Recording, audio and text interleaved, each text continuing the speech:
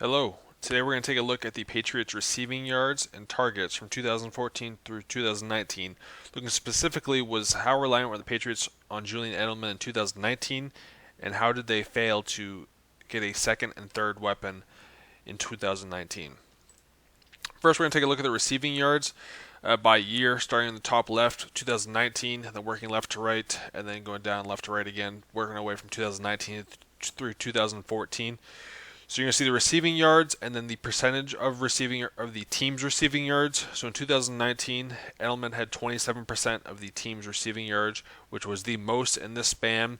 The next closest was 2014 when Gronk had 26% of the team's receiving yards.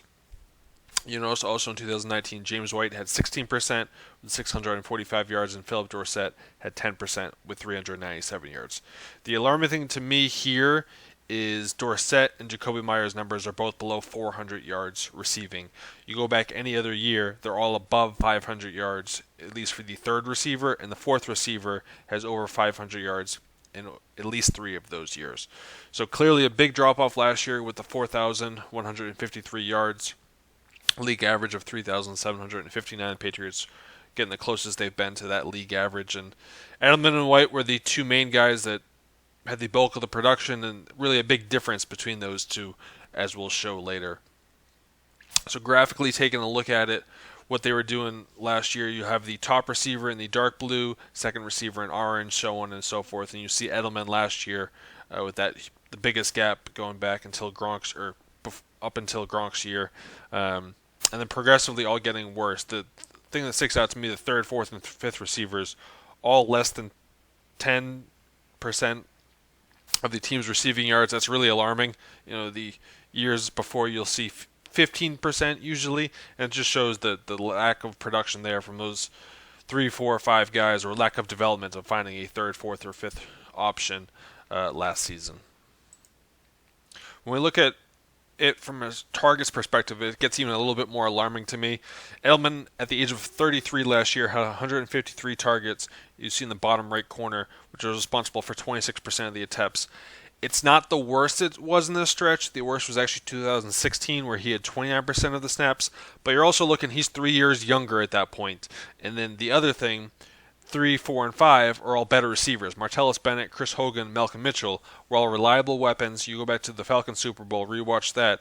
Brady has no problem throwing the ball to all 3 of those guys. Versus Dorsett, Sanu, and Myers last year, Brady has no interest in doing it or is scared of it, as he said in a recent interview. So that, to me, is the alarming part.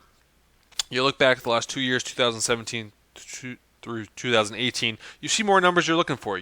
12 to 20% if you look at the first through fourth receivers. That's where you're really trying to be. That way you're less predictable. Teams can't jump on one guy. When you have a guy like Edelman that's getting 26% of the snaps, and then James White getting 16% of the targets, that's where it's really a problem. The other thing, James White with that 95 targets, 16% of the team's targets, that's why he really jumped out this year, and then again in 2016, as teams just played him with a corner or a safety that they knew could cover him. He's not the third or fourth option where he's able to create a mismatch. He's the second Patriots option, and by far the Patriots' second option. So they're going to give him, a top coverage guy, which is why he struggled in 2019. Graphically, you can see here again, 2019, huge gaps between your first and second, and then second and third guy, and that's really the problem. Even going back to 2016, where it's a little bit better, your second receiver about the same level as White was, but there's not that big of a gap between second and third, and then second and fourth type thing. James White was clearly the second receiver, far and way above Sanu and Myers last year, versus them all below 10% last season. Here we're going to take a look at the percentage difference. So, Edelman was at 26%, White's at like 16%. So let's take a look at the differences between those two. To me here, you're really looking for that tight gap. You're looking for something under 5% between those two, and it's just not there in 2019. Pretty big spread from your first and second, second, third, and first and third, which we'll look more specifically at later. But just really a big wide of range of where Tom wanted to go with the ball last year.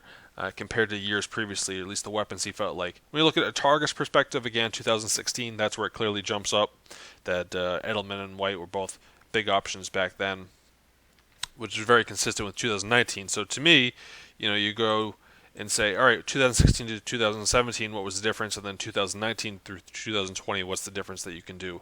2016 to 2017, you get a healthy Rob Gronkowski back.